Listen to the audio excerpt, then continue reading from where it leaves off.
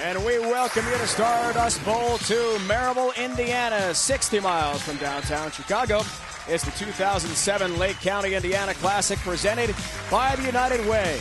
We've got 4 men, 2 women set to bowl for 2 titles today.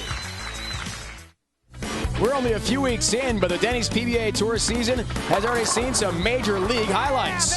Sean Rash won the Masters at Miller Park in Milwaukee for his first career major title. Week 2 saw Walter Ray Williams Jr. make more history in Detroit, his 43rd career win. Yeah, baby. Last week in Buffalo, Mike Wolf knocked off Walter Ray for his 3rd title. This week, we're at the 2007 Lake County, Indiana Classic, presented by the United Way. More Denny's PBA Tour action next.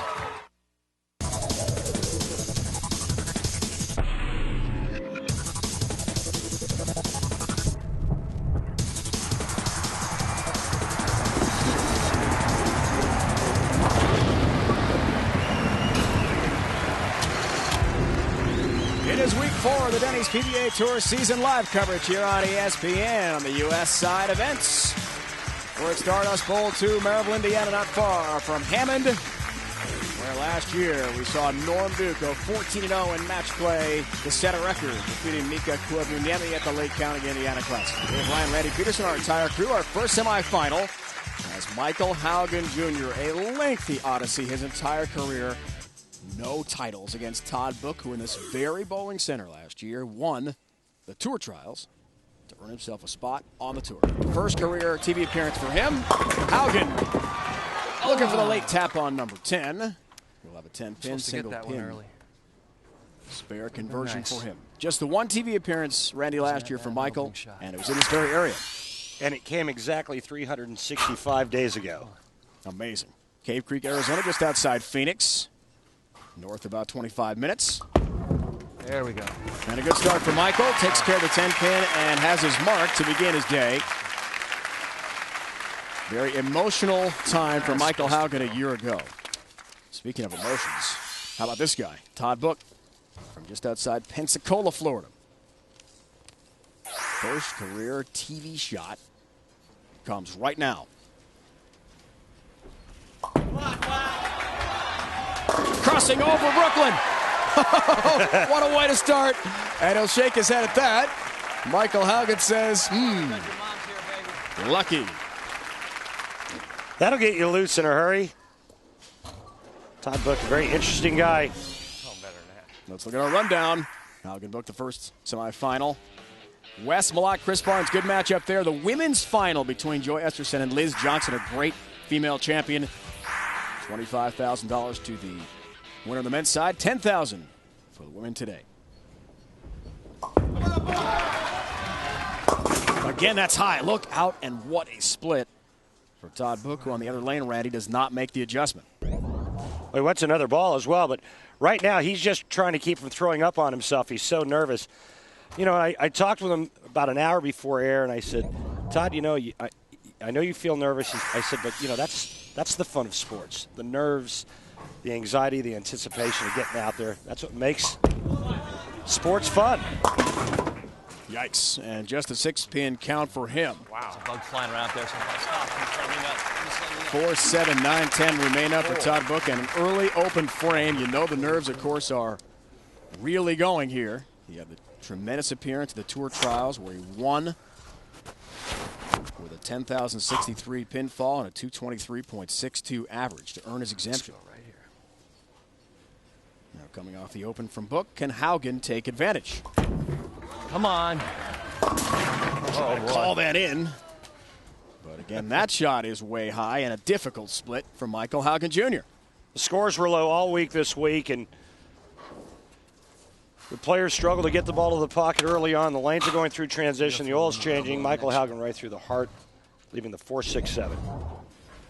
Come on, get lucky. Bounce him out. He was hoping to get one off the back of the deck. Will not happen. He leaves the 6-pin and back-to-back open frames for our 2 bowlers here. This is unusual. But Todd Book a chance to take advantage now of Haugen Jr.'s open. We talked about the struggles Michael has had. This is his 300th career event on the PBA Tour. He's never won. Last year on TV, in Hammond, nearby, at the sister bowling center of Stardust 2 here. How about this time, huh? How about this time? Calls it into the pocket. There we go. And all 10 down. And Randy, that was emotional. He was playing in honor of his grandmother, Betty, who was terminally ill a year ago. She passed on not long after watching Michael compete in that event. He lost to Norm Duke in the semifinals. Yeah, he's still kind of reeling from last year, but one of the things that he said was he came in this year with a little bit different mindset, and he was going to play to his strength, and his strength is going straight. Come on, yes! And I got to tell you, one of the hardest things to do for a rookie on the tour, making his first telecast, a guy that hooks it, hardest thing to do when the lanes get tough is to try to make good shots because he knows a little bit left or right of target, and it's going to be a nasty design. Motel 6 matchup between these two. Each looking for his first career title. First time ever Todd Book has been on TV. And Michael Haugen trying to end that long streak without a championship. That's how they got this far.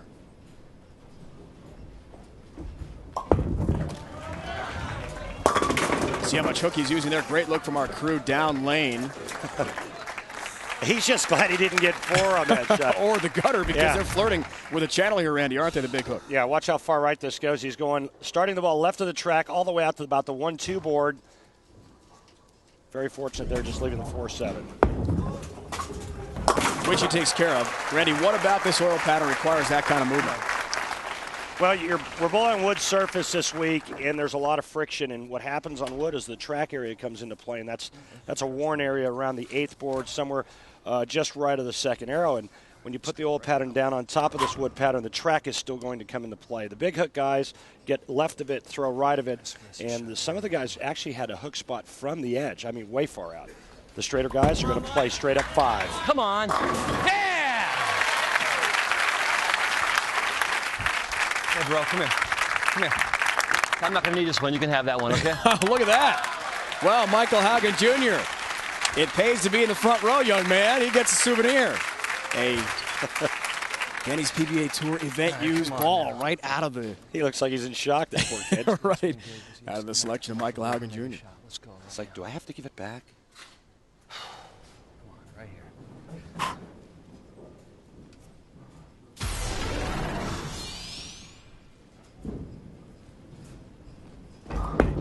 Oh, come on, baby. Yeah, Carmen. You like that, Carmen?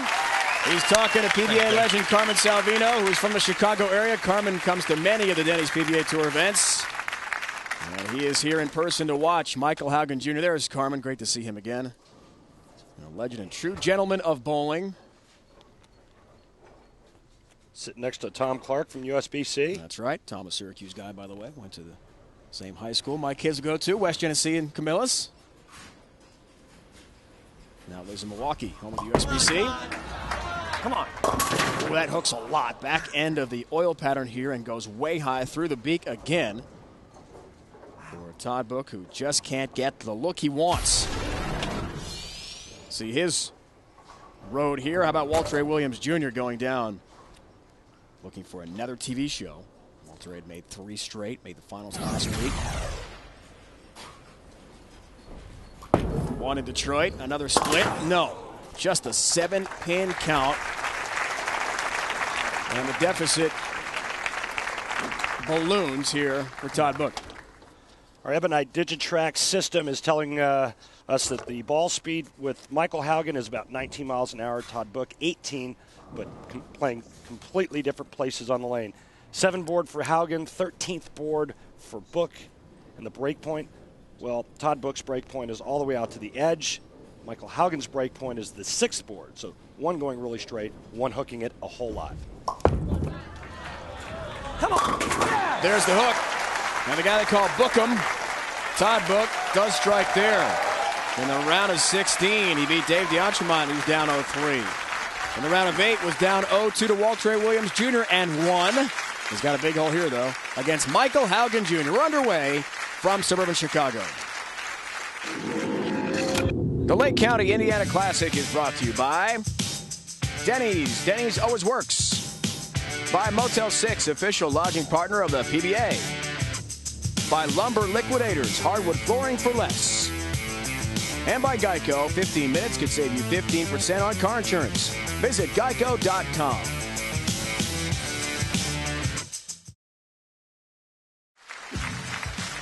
We're underway from Merrillville, Indiana, not far from Chicago. Lake County, Indiana Classic presented by the United Way. Michael Haugen Jr. a huge lead on Todd Book. First men's semifinal. Welcome back. Dave Ryan, Randy Peterson alongside. Our second men's semifinal, folks, is a great matchup. Wes Malott takes on Chris Barnes and Randy, two guys from suburban Dallas. Real superstars of the sport. Each won a title last year, 1 and 2 in the points race a year ago as well. They have great, phenomenal seasons. 6 shows between the two of them. Wes Malott 1 win away from possibly capturing Player of the Year. That honor went to Doug Kent. So we match up the two on paper and see how they will match up later today. Chris Barnes, a couple years older than his very good friend Wes Malott, and where they qualified to get this far. 1-2 in the rankings a year ago. Malott won his first rankings title in 06-07. Chris Barnes last week, suburban Buffalo against Mike Wolf. Semifinal 10th frame. What happened, Randy? Well, he needed a strike to lock up the match, and he just got through it a little bit too quick and ends up leaving the 2-4-5 and losing to Mike Wolf. A year ago, though, Chris Barnes did lose to Mika Koivuniemi, finals in El Paso. A week later, rebounded in his hometown of Dallas and won the event. He's real good about taking a negative and turning it into a positive. He told me that last week he got the ball into the swing just a little bit early. That's why he missed it, just a pinch at the bottom of the swing. But you know what? He's a great player and one of the best out here. And all great players come back from adversity. We look forward to that second semifinal. The conclusion of this one, too, where Michael Haugen Jr., bidding for his first ever title, has a big lead on Todd Book, who makes his first ever TV appearance today. Todd, after high school, went into the Navy for 4 years and then really got into bowling at that point. Michael Haugen Jr. from Southern California originally. Oh, just sit. Came in high, another split. Wow. 4, 6, 7, 9 up. How do you approach this one? Well, you throw it real hard and pray to two of them. Here's the thing. With straight players, what they rely on is hold area to the left of their target. And right now, Michael Haugen Jr. does not have that. Players that throw it straight tend to miss target left. Players that hook the ball tend to miss their targets to the right. Oh, hook a little, please. Not enough, Michael. And 2-pin stand, another open frame. So each man, 8 really times on TV and you can't make a shot out of commercial. struggling to find his look here. And the bowlers have collapsed at this point. Now it may be a matter of survival in these last few frames. And Book right now still has a good chance in this match. He's working on a strike in the 6th frame. And with all the splits that we're seeing, every time the player misses the pocket, it's been an open frame. Hook a little. Oh! Little light, little lucky. A good break finally. Yeah, he'll take that in the Swiss zone there. And good pin action to get all 10 down for Michael Haugen Jr. and the youngster who got that souvenir. He's got to be happy about that. You know, he's asking his dad, can I really keep this? Really? Well, nice break there for Michael Haugen Jr. Comes in a bit light, trips the 2-8 out. Right now, Todd Book can really put some pressure on his opponent with a strike in the 7th and 8th frame.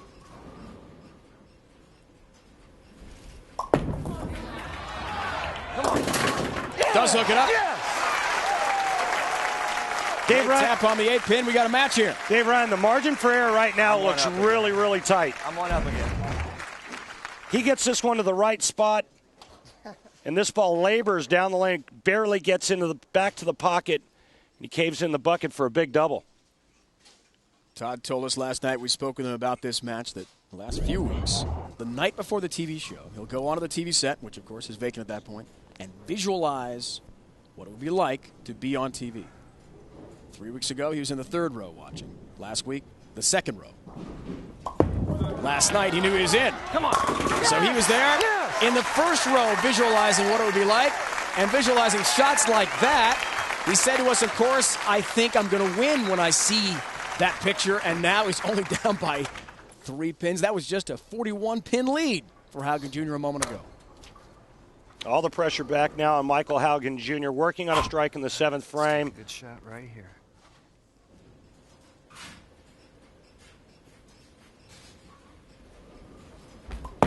Oh, that looks real good right there. Come on, trip it. Can you believe the 4 didn't go down? Wobbling. Now you're one up, that's for sure. And it stands. Oh, man. Michael, a year ago, dedicating his run to his grandmother, Betty. His grandfather, back home in Southern California, not feeling well either these days of ill health. There's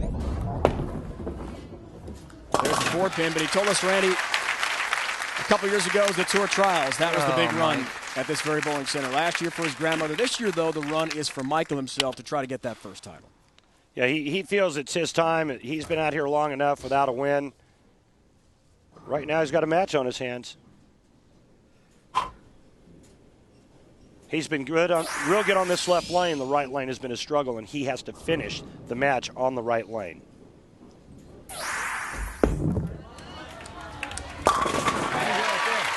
Perfect shot, Michael Haugen Jr. We saw the note a moment ago. He lost to Norm Duke. Norm en route to the 14-0 match play record a year ago. That is terrible. That was held in Hammond, Indiana, sister bowling center of where we are here in Merrillville. Two towns are next to each other in suburban Chicago.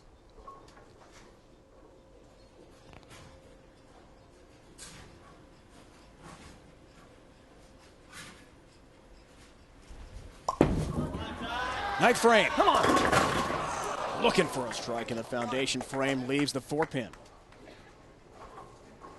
A little bit like the last time on that right lane. He didn't want to leave the 2-8-10. He makes a pretty good shot here. This is a little bit left of the last shot on that right lane, and the ball doesn't hold pocket.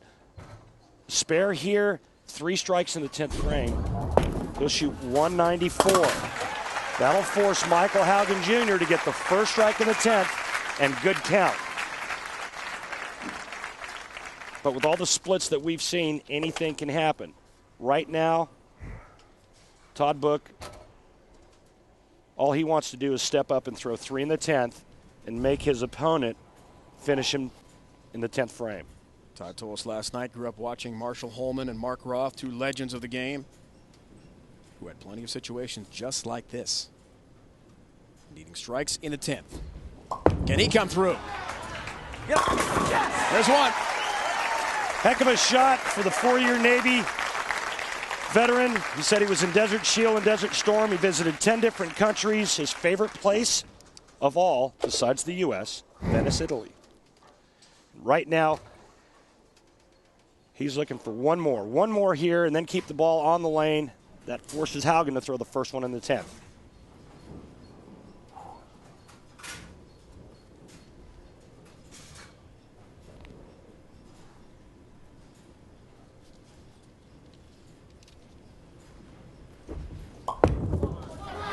Come on. Yes! Yes! All 10 down for Book.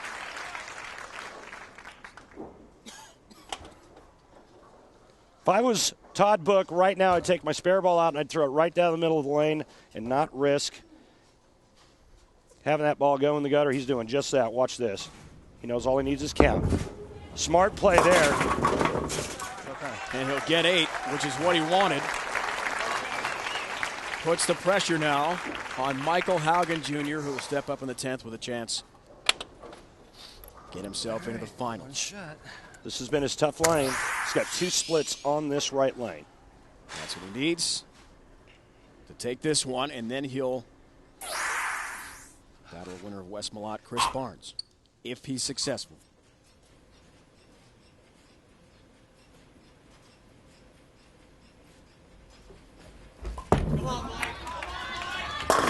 Yeah! Got it. A little hard and firmer. Take it right out of play. You heard him say harder and firmer. That's what straight guys do. The guys that throw the ball straight, when they need one, they amp it up and have the ball just stay there and hold line to the pocket. Come on, Mike. That's want to make it interesting. Well, he's done that.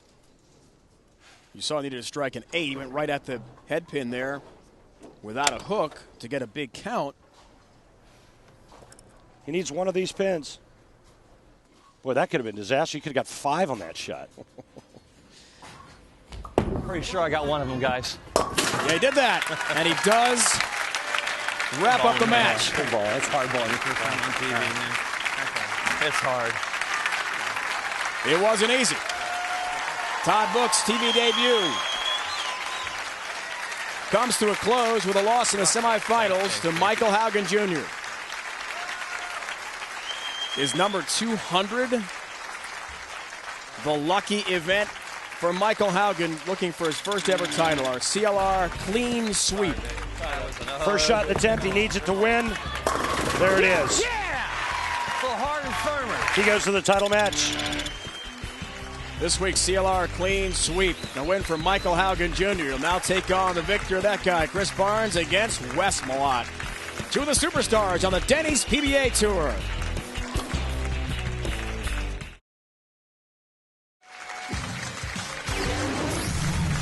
On the road, the Denny's PBA Tour. Next week, CLR Windy City Classic, Vernon Hills, Illinois. Then the Great Lakes Classic in Grand Rapids, Michigan. 1 o'clock Eastern Time, both shows here on ESPN. For more, log on to ESPN.com. Denny's PBA Tour live coverage continues. A year ago in Chicago, Wes Malott won his only title of the season. Fellow Texan Chris Barnes won his title a year ago just outside Dallas. And both live in the Metroplex, Dallas-Fort Worth area right now.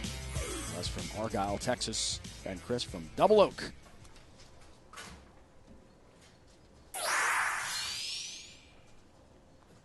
And a bid for his 9th title this weekend.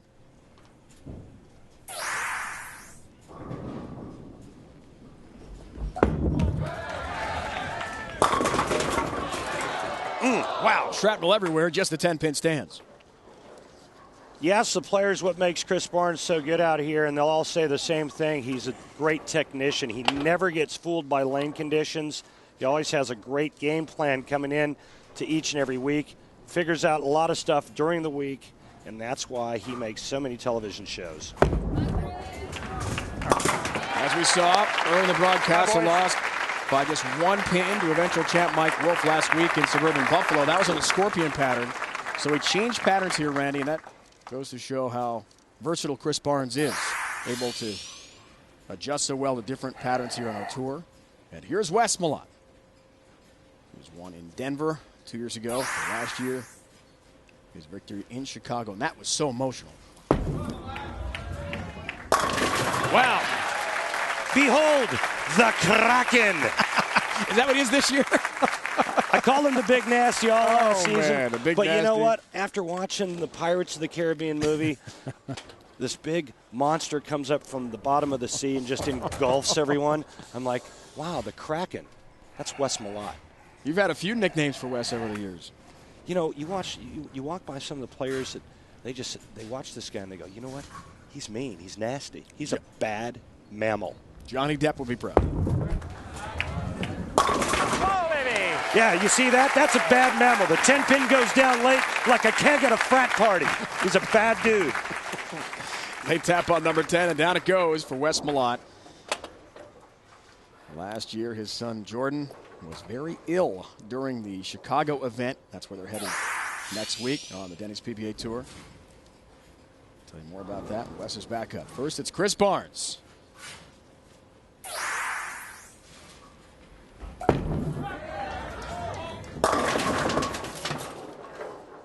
Four-pin, good-looking shot. Just a pinch high on the left lane, a little bit light on the right lane. Chris Barnes, watch the technique here, posts the shot up nicely, meaning he stays on balance. This ball goes just a bit high down the lane.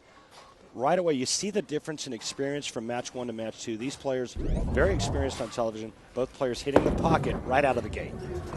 There goes a 4-pin.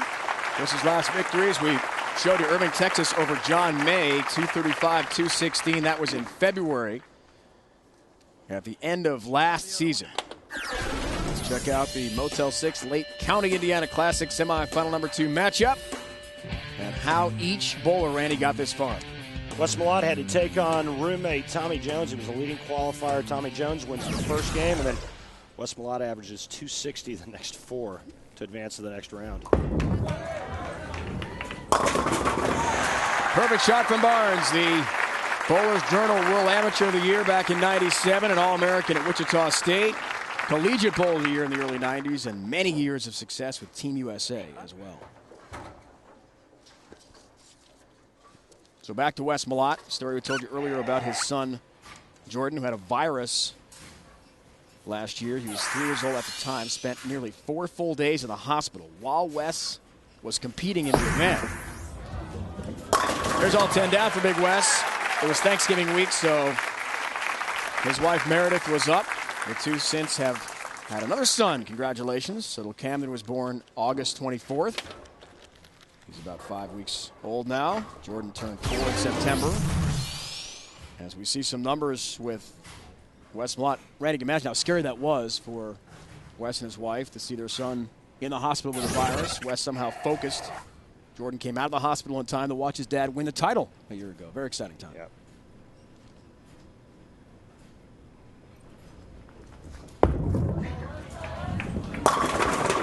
Wow, what a shot that was.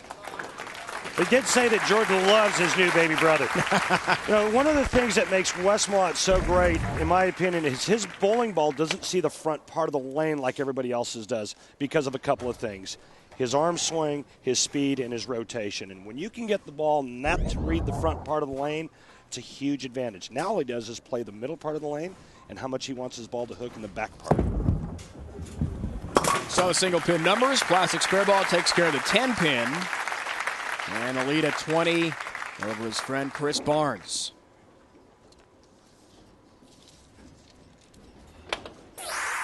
"14th time in his great career, Chris Barnes has made back-to-back TV appearances. Told you about last week in Buffalo. Disappointing finish, though, in the semifinals against Mike Wolf.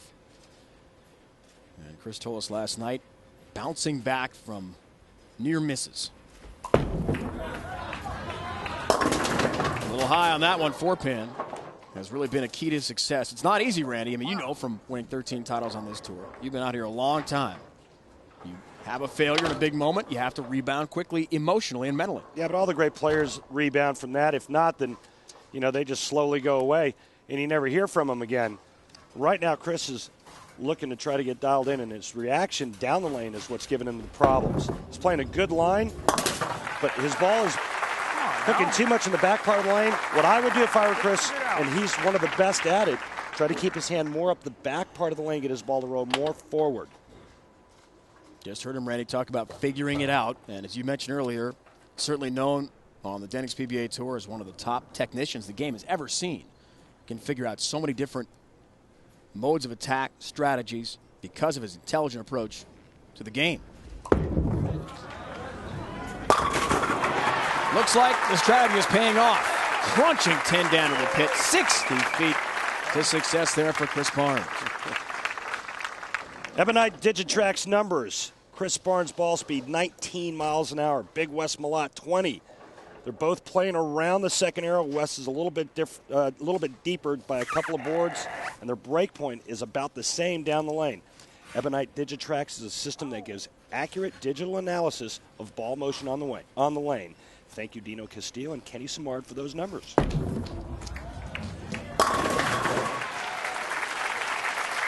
He has found the 1-3 pocket.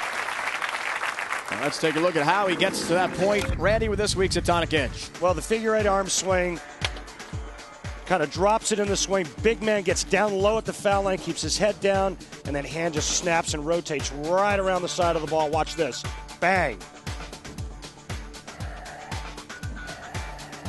Wes Malott is 6'5", 250 pounds, and that is strength and the ability to get a lot at the bottom of that swing. Great look from our crew. This week's Atonic Edge. Dialed in. It's the Kraken, Dave. 30-pin lead. Wes Malott over Chris Barnes, two of the superstars on the Denny's PBA Tour. The winner takes on Michael Haugen Jr. Women's final match as well today.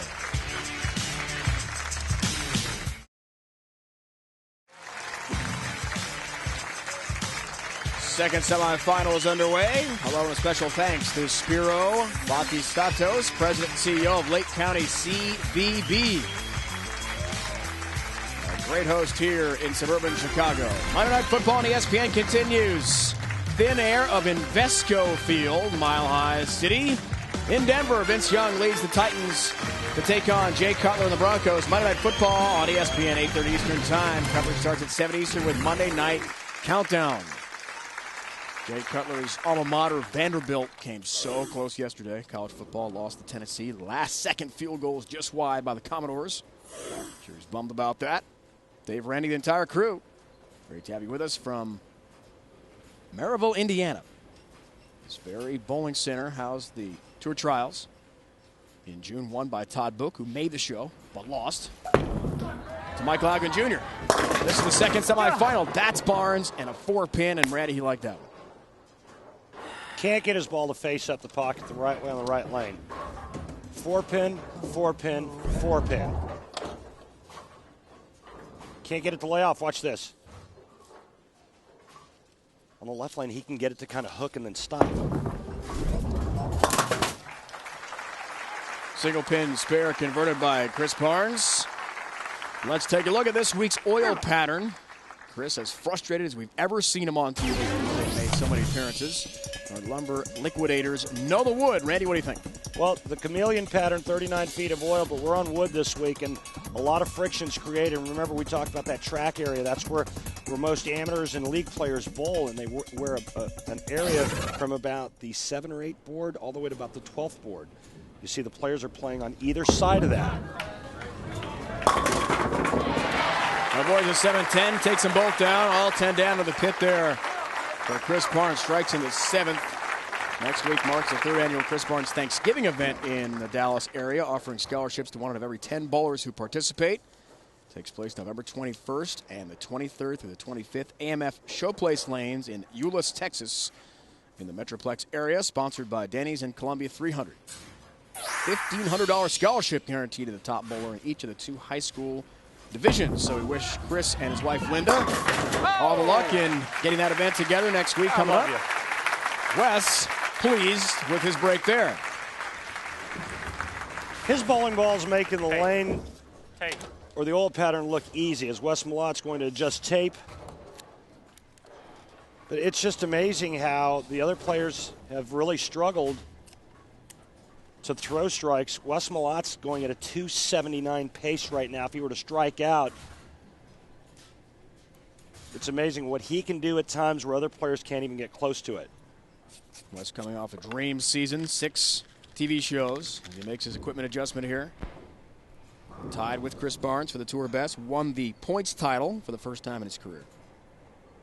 He told us today before the show the confidence that was built up from last season's success will carry over for years to come. That really builds a foundation for him. Creating shots just like that one. It's child's play. 50-pin lead.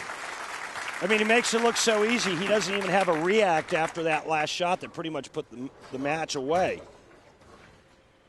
4-bagger for Wes. Barnes works on a strike 8th frame, but in a massive hole now.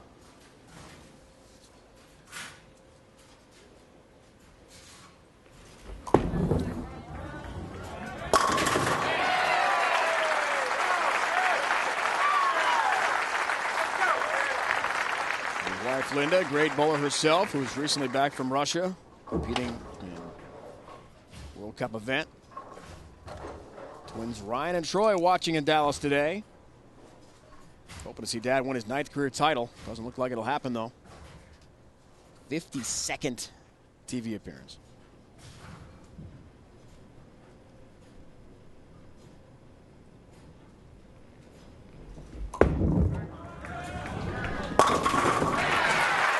Well, Randy, now he's found the look.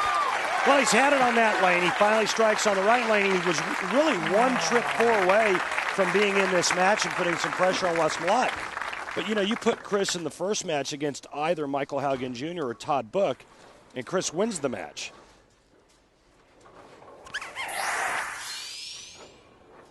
He just ran into the Kraken. The Kraken. At the wrong time.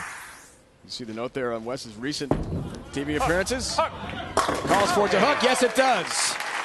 The other thing, Dave, is that when his ball hits the pocket, it strikes. He left that one ring in 10 in the fourth frame, and everything else just has no chance. What kind of adjustments is he making with his hand there in the well, tape? He uses a lot of rosin, and you know that shot that he threw in the eighth frame, that was right after he retaped, added a piece of tape in his thumb hole, and he still pured it.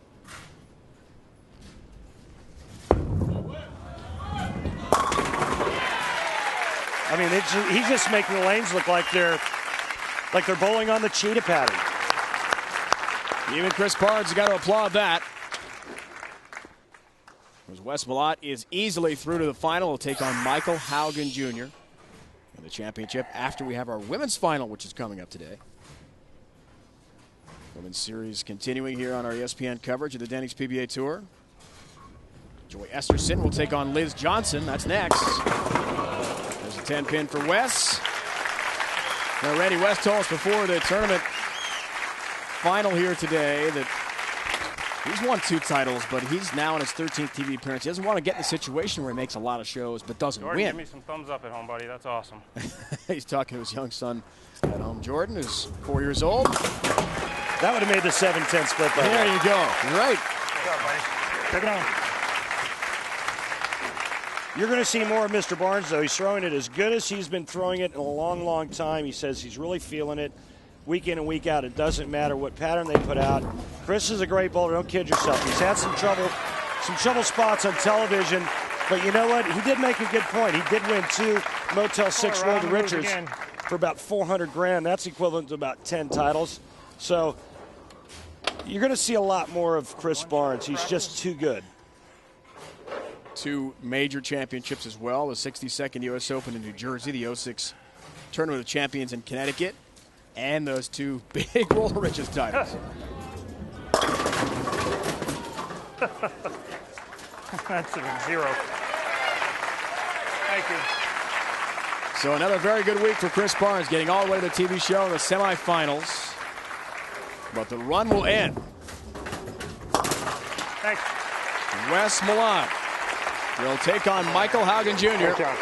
for the title today.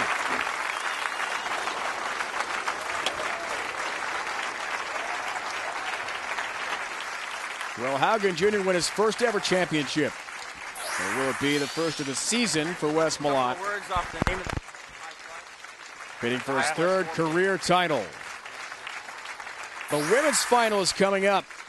Here on ESPN, Joy Esterson will take on Liz Johnson, who's had a tremendous career, professional and Team USA level with international competition. Joy Esterson makes her first professional women's TV appearance when we return.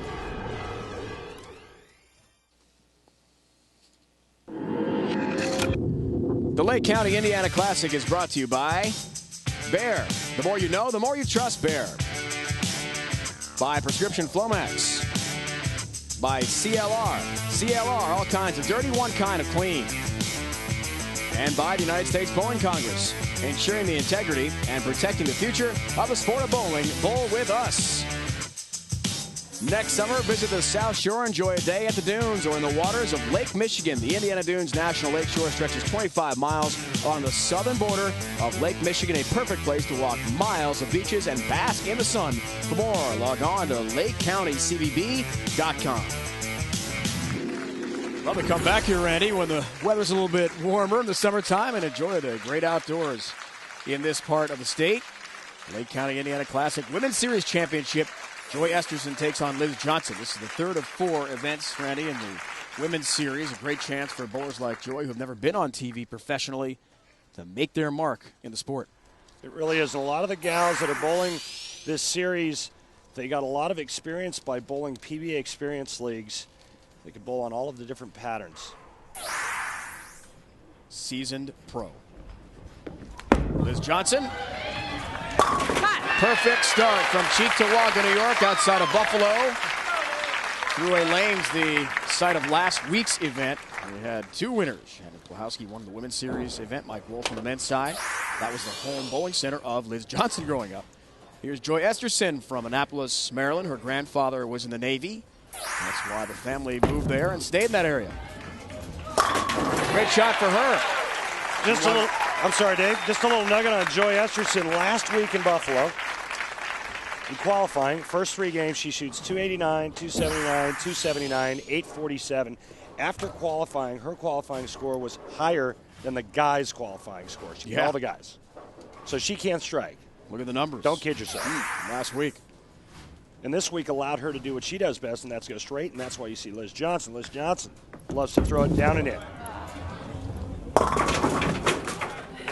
Not in the pocket on that shot on that lane, though, and a 7-pin count for Joy, who won 2 NCAA titles at Morehead State in Kentucky in 2000 and 2002. Said she's going back to school to study forensic science.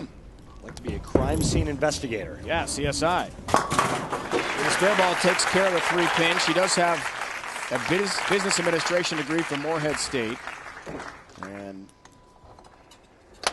worked in management, local newspaper, out of college. Didn't like that much. Wanted, of course, to be a professional bowler. The year she graduated from Morehead State and Liz Johnson was on the tour, the women's tour folded, ending the dream for a lot of female bowlers. 4-pin. Liz Johnson won the Women's U.S. Open in October, and when we spoke to her last night, she said, you know, that was great. That was my second U.S. Open win, but nothing matched what she did when she made the TV show and bowled against Tommy Jones for the title a couple of seasons ago. She says that was her biggest bowling thrill ever. There's the 4-pin. It was against Tommy Jones in the final, Grand Rapids, Michigan. She became the first woman ever to make a championship appearance on the Denny's PBA Tour event in history. And there you see it. She knocked off Wes Malott in the final today. Liz told us this morning she still gets chills when she talks about it. And yes, she's asked about it about every day from somewhere in her travels when she's on the road competing. When she's at the Pro-Am, someone will ask her about that experience in 2005, and she said, it, as you mentioned, is the highlight of my life so far in terms of bowling. It's the one thing that'll live on forever. The first female ever to make a TV show and came very close to taking down Tommy Jones. A lot of experience winning for Joy. Great shot, all 10 down for Joy. As we check out the matchup today, Joy Esterson from Annapolis, Maryland, head-to-head with one of the great bowlers from Buffalo. So many in the men's and women's side, Liz Johnson. Well, Liz Johnson got into a nice battle with Carolyn Doran Ballard in the round of 4 to make television. She took Carolyn all the way to Game 7 and finally beat her. And Joy defeated Kelly Kulik, who was an exempt player all season last season. Kelly Kulik, also an alum of Morehead State. And as Joy told us this morning, for the national championship in 2002, she was the anchor bowler in the Baker format, the last bowler up there against Wichita State, needed a strike in the 10th for a national championship. She did it. Who was the TV commentator that day? Chris Barnes, who was held in Buffalo. Who was watching that day? Liz Johnson. So everyone kind of coming full circle here today in Indiana as Joy goes for a title. It does hook. Great shot, Liz Johnson. Liz, a big baseball fan, has 5 cats, very close to her family at home, and still bowls league with 3 of her best friends the last 14 years. Sue Jeziworski, we call her Sue Jetski because that's much easier to say. Sue Navorsky, it's actually Jack Jurek, a touring player out here, his girlfriend, and Michelle Sterner. The girls have been going at it for the last 14 years there in Cheektowaga Bowling League together.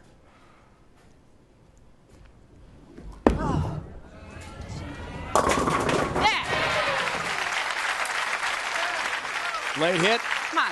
She'll take the strike and retains the lead in a tight match here with Joy Esterson. With that 5, the paralyzer wiggled for a second there, and down it went. Liz hasn't finished lower than 5th in the Women's Series. She's been outstanding. Really jumped at the chance when the Women's Series was announced this year. Brand new idea on the Denny's PBA Tour. Wow, high flush strike. Joy Esterson dialed in to even up the match here. They're bowling for $10,000 and the Women's Series Championship in Merrillville. Turkey now for Joy. Same for Liz. It's all tied up. Pretty good match here. Joy is showing some good stuff here. First ever live telecast. Oh, come on. Roll it. Whoa. Avoids the bucket, but still just a 7-pin count on a shot that's way out of the pocket. Well, it's just a little light here, and you know, her forte is going straight. And when she misses a little bit to the right or misses it just a little bit off her hand, she doesn't have enough power or rotation to get the ball back in the pocket. That's what happened there. The multi-pin numbers, can she pick it up? Yes.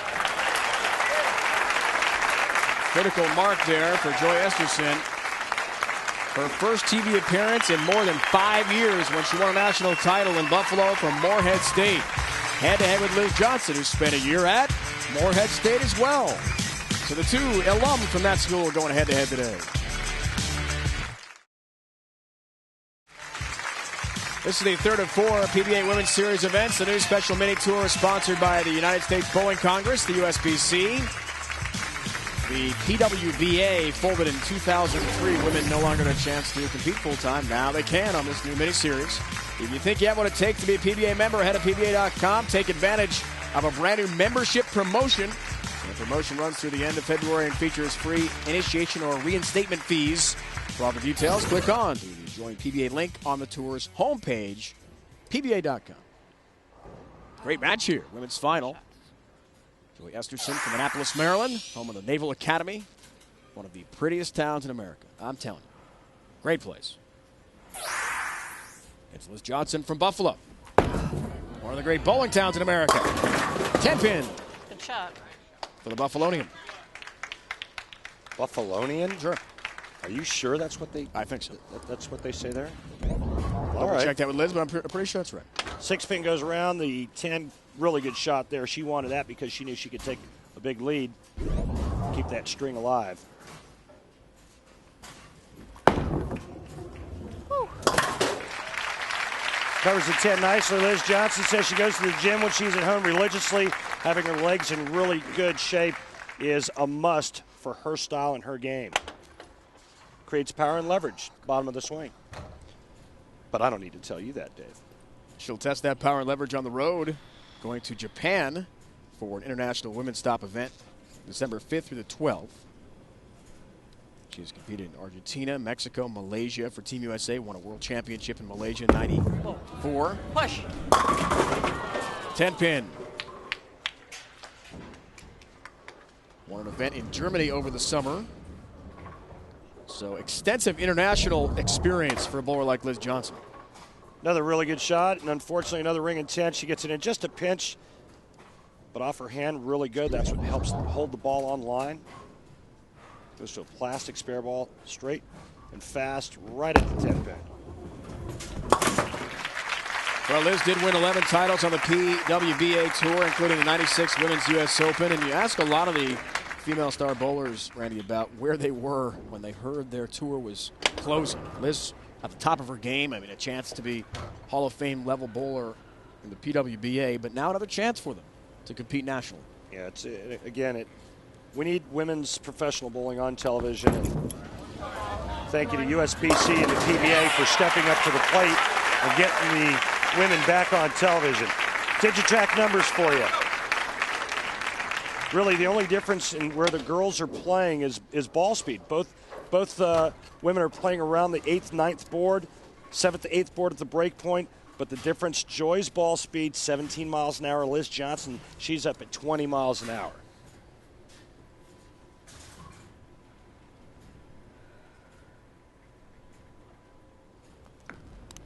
Come on. This is the pocket, going for the double, 8th frame. She just said that lane's tighter. She needs to make maybe a little bit of an adjustment on that lane, but the last couple of shots for her on the left lane, both have gone light, 2, 4, 5, and now only the 2-pin. She's only missed one single pin spare all week.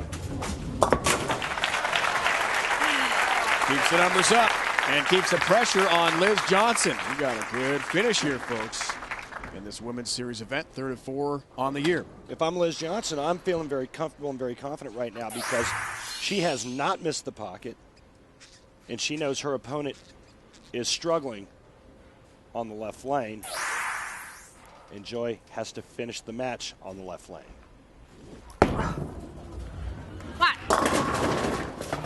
What? 7-pin stands. Yeah, that's just a bad break. Last 3 shots should have been strikes.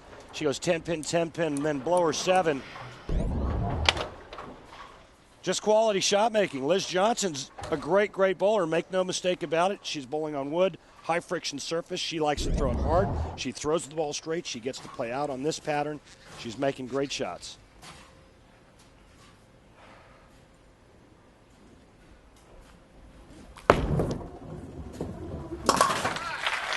Single pin conversion for Liz, as you mentioned, won the USBC Women's Open this year after a 3-year absence. That event was held at the National Bowling Stadium in Reno. Got by Shannon O'Keefe, 248-215 in the finals. So after this event, the Women's Series will take next week off Vernon Hills, Illinois. Even closer than Chicago than we are now. And the final event, Wyoming, Michigan in Greater Grand Rapids. That'll wrap up the Women's Series for this year. They get Thanksgiving off. We don't. Push. 4-pin. Another good shot. Well, now she runs the risk of possibly losing this match. If she spares here, which we're going to give her this 4-pin conversion, she strikes out, she'll shoot 226. Joy Esterson can strike out 9th and 10th to shoot 237.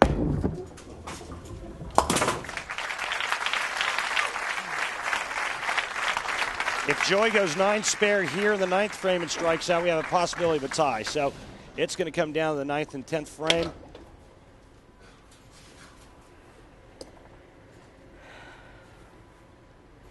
She struck every ball in this right lane. Joy has. It's the left lane that's given her a bit of a problem. Come on. Come on. 4-pin for Joy. Another good-looking shot. She liked that one. Well, now we have the possibility of a tie. Spare here, 3 in the 10th, 226. Liz Johnson, 3 in the 10th, 226. Liz knows the score. But again, Joy's been a little shaky on the left lane. Remember the last time she was on the left lane, she made the comment, this lane's getting tighter, which means the ball's not hooking as much. Let's see what kind of adjustment she makes on the right lane, or excuse me, on the left lane.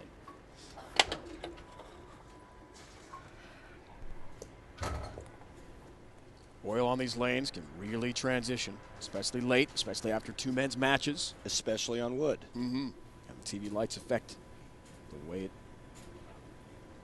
affects the ball as well. Come on. Late tap on number 10, and down it goes. Big shot. Joy Esterson gets the 1st and the 10th. Watch the little love tap. 6-pin go to the sidewall here. Oh, come on. Oh, there you go. Just enough. This pin's about 3.6, 3.7 ounces a piece. Just a little bit of bump there, and that 10 goes down. One more puts her in the 220s. Come on. Pretty good adjustment, Dave Ryan. One more strike, and she knows she cannot lose the match. She can only tie it. Gutsy performance, especially when she lost that right lane. She makes an adjustment and takes advantage of the fact that Liz Johnson did not carry. Ebonite Digitrax tells us that she moved 2 boards to the right at the arrows. That's the adjustment that she made.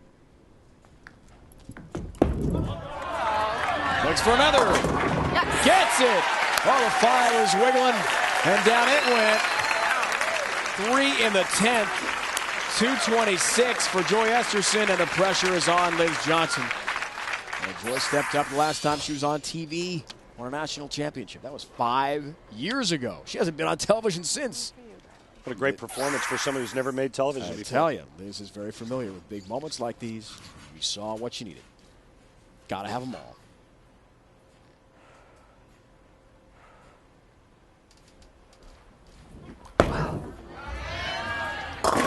There's one. Anything less than 2 more strikes and Joy Esterson will win. Blasting back all 10 pins. Saw tremendous ball speed there from Liz Johnson. Pins had no chance. A little bit of carry. Liz could have bowled a really big game this game. She's up to 4-pin, 10-pin, 10-pin, 7-pin, and 4-pin. Every ball in the pocket. Push. 2. She went with the heater there, Ricky. Fastball. That's the thing about straight players, man. When they need a hit, I used to love watching Dave Ferraro and Tony Westlake, 2 of the straighter guys on tour. Man, when they needed one, they just took it up a couple of notches and fired it right at the 1-3. Never got into trouble. Dave Ferraro, by the way, Hall of Famer.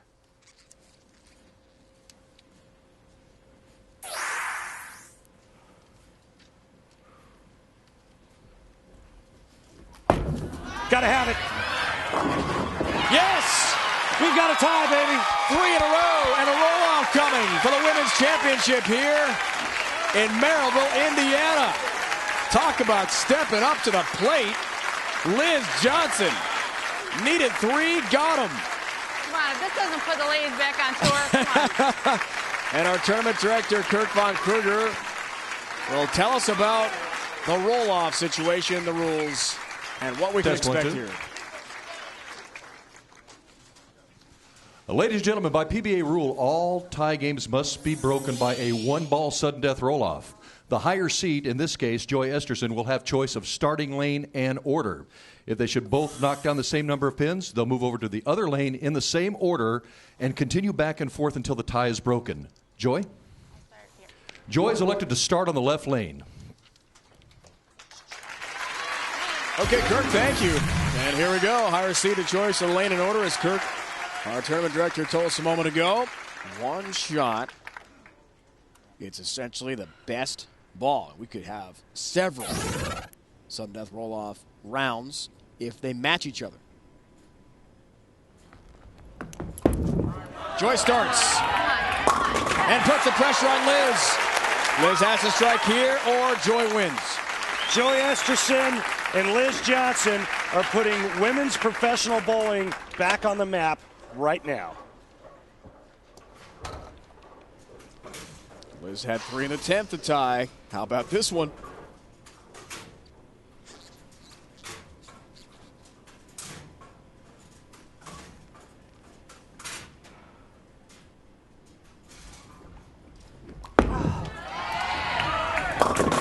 Not quite. It's light, a 7-pin count, and Joy wins it.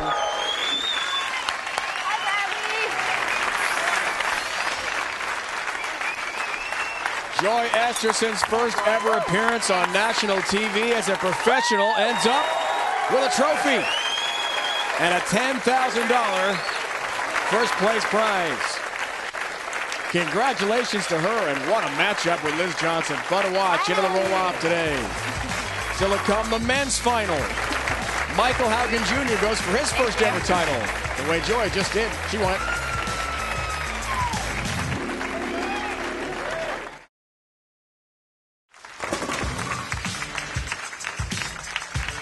We are getting set for the men's final. Michael Haugen Jr. will take on Wes Malott.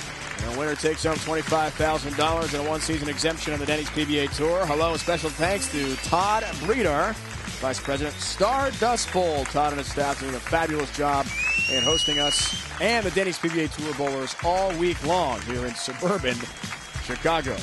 We're headed just about 40 miles north of where we are here, just outside Chicago, Vernon Hills, Illinois. CLR Windy City Classic next Sunday here on ESPN. 1 o'clock Eastern Time. Defending champ was Wes Malott, who won that emotional tournament Thanksgiving week a year ago with his son Jordan not feeling well in the hospital.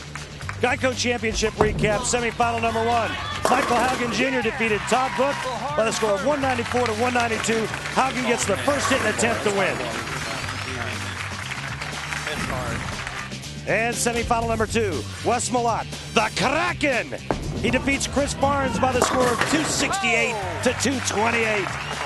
Setting up a great championship match for the 2007 Lake County Classic. This week's Geico Championship recap. We've already crowned one champion. Joy Esterson on the women's side won. Who will win the men's title? Will it be Michael Haugen Jr. for his first ever championship, or Wes Malott for his third?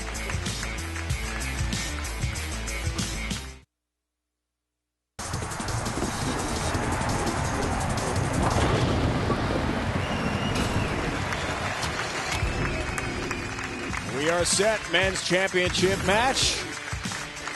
Lake County, Indiana Classic, presented by the United Way. Dave, Randy, our entire crew. Glad to have you with us here from northern Indiana, not far from Chicago. That's 65 miles to the Sears Tower from here. Michael Haugen Jr., Wes Malott in the finals. They have never met on TV. Wes Malott has not won since nearly exactly a year ago. And Vernon Hills nearby. Great start for Big Wes. And Randy, I'm always interested to see how bowlers respond. There's a match between Wes's semifinal and now the final. Michael Haugen bowled 2 matches ago. The lanes have changed. Well, let me just put it to you this way. Wes Malott, he puts the asty in nasty.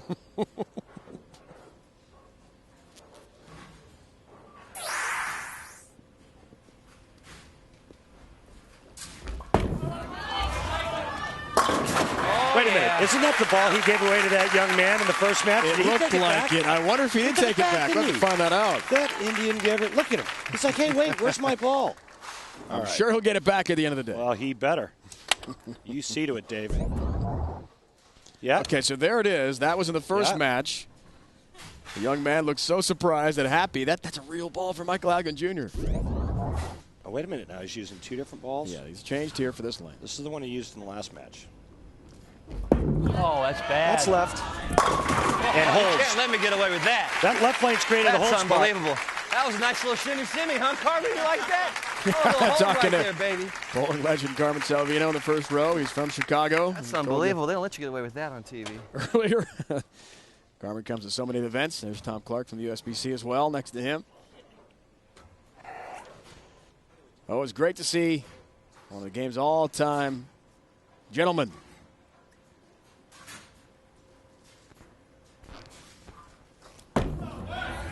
Can Wes respond? Wow. Shrapnel everywhere, 9-pin, somehow still stands. That may be the only thing that beats.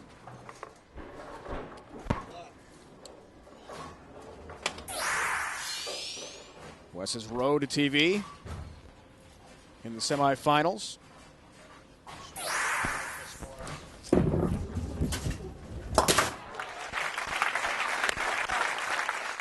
Wes takes care of that. Down by 10 early here in this championship match.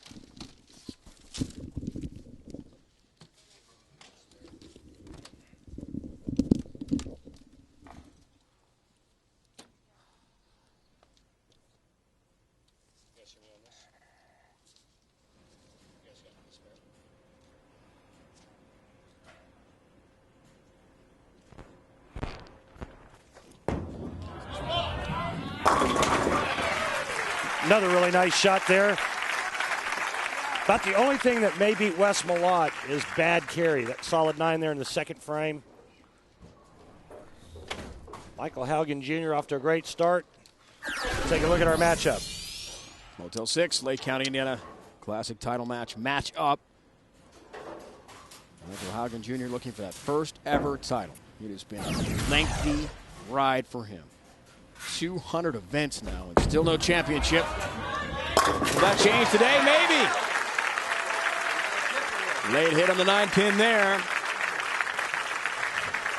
And he's got a lead. Remember last year he made one show, lost in the semifinals, got run over by Norm Duke en route to Norm's 14-0 match play record at Hammond, Indiana, Lake County, Indiana Classic a year ago. And that was the last TV appearance for Michael. We're in the very bowling center where 2 years ago he placed well enough at the Tour Trials to earn back his exemption. He had lost it during the regular season. Last year made the semifinals in Hammond, nearby town, dedicating it to his very ill grandmother. Now get up and hit. Oh, he avoids the 7-10. He'll just take the 7 gladly. His grandmother Betty after holding on the last did frame. pass away not long after that appearance last year. Now he says he's dedicating the run to himself. This is it. He wants to become a winner on the tour. The last thing he wanted to see was a pocket 7-10 standing. There we go. There's the 7-pin.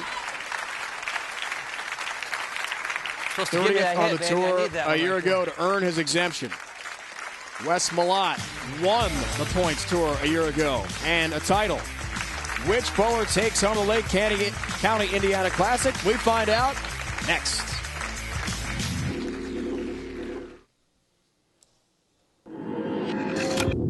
The Lake County Indiana Classic is brought to you by Etonic, the official footwear of the PBA. Etonic, first one there. By Geico, 15 minutes can save you 15% on car insurance. Visit geico.com. By Denny's, Denny's always works. And by Motel 6, official lodging partner of the PBA. Well, the dunes nearby Lake Michigan, some 25 miles of state park waterfront. But it's beautiful, right time of the year. Fourth frame, Wes Malott down 19. CLR clean sweep. Randy, got to go back to the women's championship. We saw today Joy Esterson in the roll-off comes through. She gets the first strike, forces Liz Johnson to strike. Liz does not. Championship is Joy Esterson's.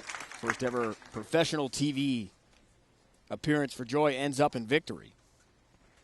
Wes Malott makes his 13th professional appearance on television, hoping for win number 3 in title matches. Not a lot of success so far. Hoping to change that today. Wow. Ringing 10-pin. Solid 9, make the move, rep 10, always fun. Golly. I don't think I really need to tell you what happened. He just did. Wes Bowler win. Wes Malott looking to become the first number 32 seed to win a title in single elimination match play format. There's been 2 others that have had a shot at it. Brian Himmler last season at the Earl Anthony Medford Classic, and Jim Pratt, 05 Baby Ruth.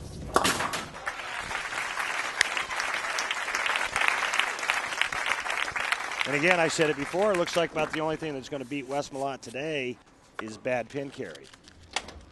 Leaves a solid 9. The logical move off of that is a couple of boards left with your feet. Create a little bit more angle to get the ball to hook a little bit later into the pocket. And he does that, comes back with a ringing 10-pin.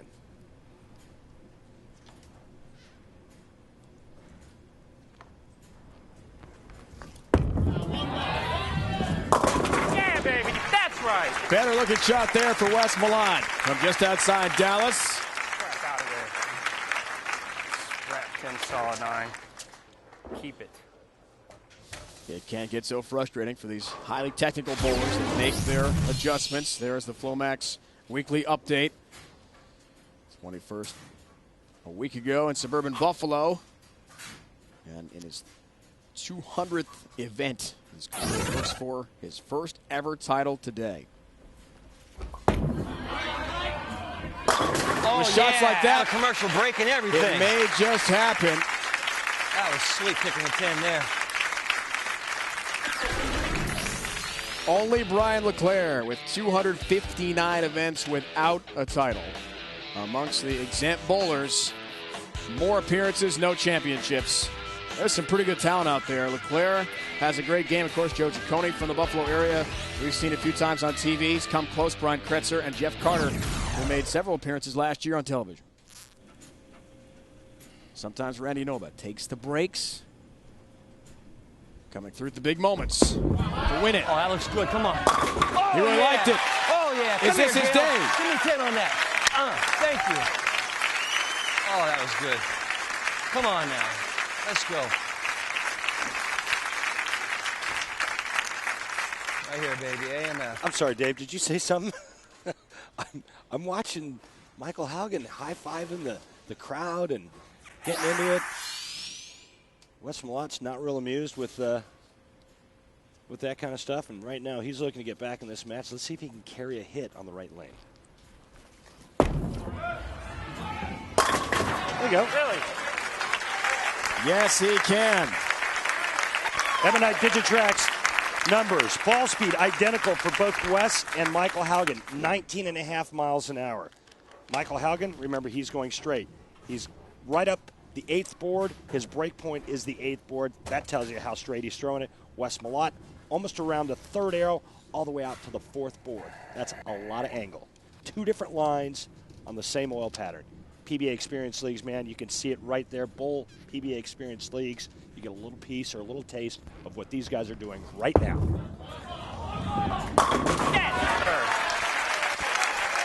With a turkey, Wes Malott Get it, make him on it. That's all I ask. cuts into the Haugen lead. Just 9 pins now for Michael Haugen Jr. He's irritated. Probably not a good idea to get the Kraken angry, is it? I'm waiting. I'm not going to say that until he throws another 2 or 3 strikes on top of that 3-bagger he's got. Right now, Michael Haugen Jr., he can strike out and shoot 279, and he will win his first career title. 7th frame goes for his turkey as well. And a 19-pin That lead. one right there. Oh, there's a 10-pin. He liked it. A little bit. That's all right. It was him. He told us last night, of course, being in this area where he made the appearance last year in Hammond and finished 2nd in the Tour Trials after the 05-06 season in this very building, earned his exemption back. Yeah, he felt good coming in. A lot of confidence exuding from Michael Haugen Jr. Being back in this area, he likes it. There's a 10-pin. But Malott is in the match.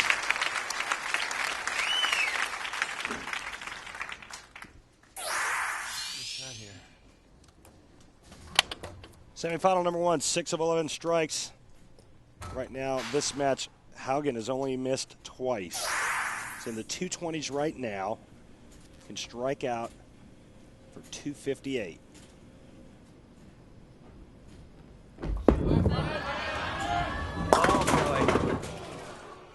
Rut-row, Raggy. Rut-row. Well, Scooby, he avoided the split. That's a good thing for Michael. Bad thing is now all of a sudden you've let the Kraken back in by not striking. This ball here could have been a big split. He gets a nice break there, only leaving the 4-pin. But all of a sudden now things are starting to look a little bit brighter in the Wes Malott camp. Oh, Mike. Well, Randy has said it before that. Can't do that. Pair of frames for Michael Haugen Jr. Chance to strike out and put a lot of pressure on Wes Malott. Now all of a sudden the lead, which was just 19 a moment ago, shrinks to 7 pins. And Wes goes for the 4-bagger, 8th frame.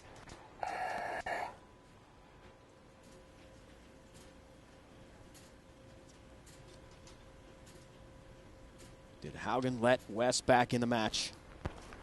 That's the question. Be right. Be right, baby. Yes, sir. Be right. Not yet. Not yet. But one more in the 9th, and I'll give it to you. You'll bring out the Kraken again? Oh, We look yeah. forward to that. Oh, yeah. 3-pin lead. Wes grabs the advantage. Haugen best he can shoot 247. Wes Malott 260. Thanks to statistician Mike Edwards. Those great numbers.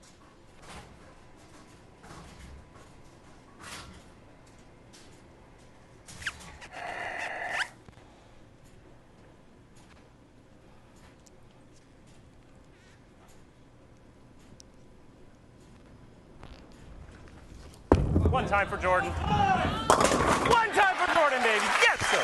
For his young son, back home in Dallas, who's 4 years old. The Kraken rears his ugly head. We were waiting, and there it was. Sets up the 10th frame now. Wes Malott can shoot 260. Best Michael Haugen Jr. can shoot 247. That shot there in that 9th frame, huge. 5-bagger for Wes Malott.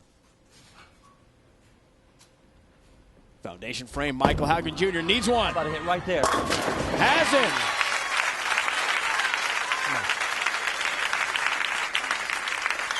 Haugen needs a double in the 10th frame to force Wes Malott to get the first strike in the 10th.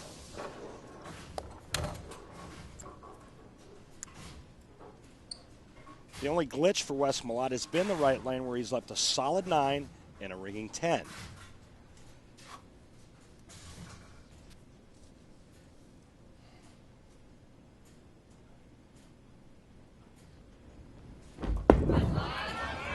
Mix him up like he did. Yeah. That's right.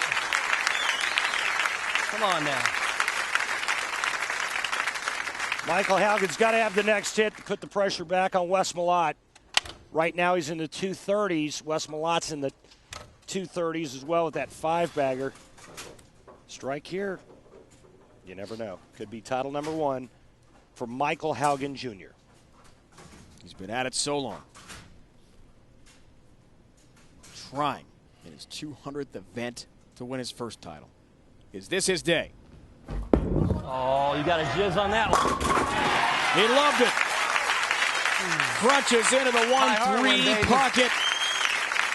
And he takes the lead back with a great finish. Can he finish out here with his 3rd in the 10th and really apply the pressure to big Wes Malott of Dallas? Count's almost irrelevant. That strike there forces Wes Malott to get the first one.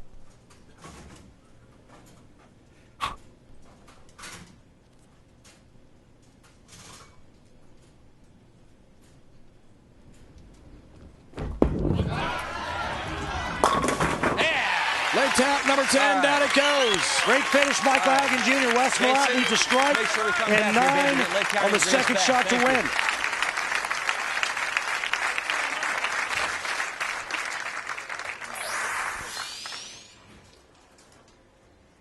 That's what he needs. Michael Haugen on tour since 1994. Can he finally break through for a win? Or will big Wes Malott rip it from his grasp?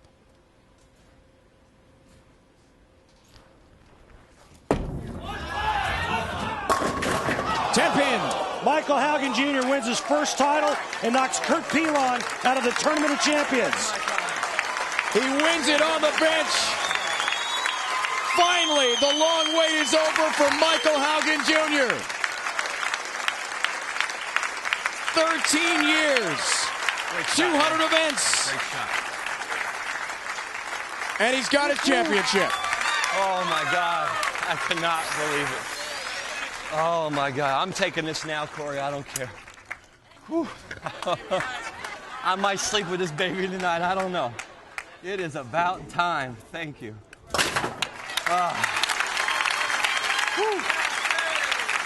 Oh, Grandpa, we finally did it, Grandpa. 40 years, man. It's about time. I love you guys at home very much. Thank you for everything. Thank you, Lake County. Oh, man. It's a shout out to his what a day. Grandpa Blackie watching back home, Huntington Beach, California, where Michael was born and raised. Unbelievable. Keep it. His grandfather also of ill health, unfortunately, these days. Great ball. Enjoy your time But with your rooting him family. on. Thank you so much. And Michael Haugen Jr. can celebrate finally. Thank you. He is a champion on the Denny's PBA Tour Thank you. for the first time. Woo. Oh, man. Oh. It's everything I dreamed of and more. Dave, Wes Malott gets up in the 10th, needs a strike, cures it. At the worst possible moment, leaves another ringing 10 on that right lane. Michael Haugen Jr. wins, sitting on the bench. Both guys bowled great games. Came down to 1 ball in the 10th. I think I'm going to sleep for a week. Thanks, Jenny. Thank you, guys. Thank you. Thank you. Thank you. Thank you again. Oh, man. I can't believe you rang a 10. Thanks, Joy. Oh, thank you. CLR Windy City Classic coming up on ESPN, 1 o'clock Eastern Time next week. We hope to see you there from Vernon Hills, Illinois. That's where Wes Malott won a year ago. Right now, time to celebrate for Michael Haugen Jr. For the first time in his career, waiting so long, he is Jordan, finally a champion man. on the Denny's PBA Tour. There Congratulations to him. And to Joy Esterson, who wins in her first ever appearance. It's been a presentation of ESPN, the worldwide leader in sports. For more, log on to ESPN.com. For the entire crew, and Randy Peterson, it's Dave Ryan saying so long. I'm not gonna need this one. You Bulls can have Tour that one, okay? next.